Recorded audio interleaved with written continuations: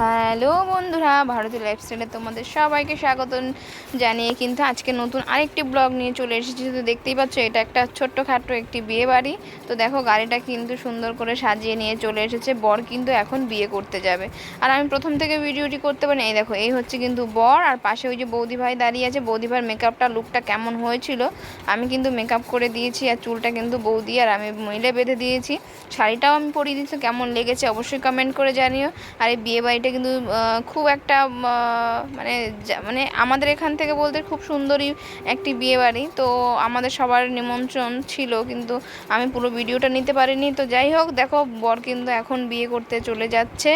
এই যে বৌদির লুকটা কেমন হয়েছিল অবশ্যই জানাবে। এখানে কিন্তু আমার বাবাইও গিয়েছিল, প্রীতম সোনাও কিন্তু গিয়েছিল। তো তোমাদের কেমন লাগছে অবশ্যই লাইক কমেন্ট করে জানিও।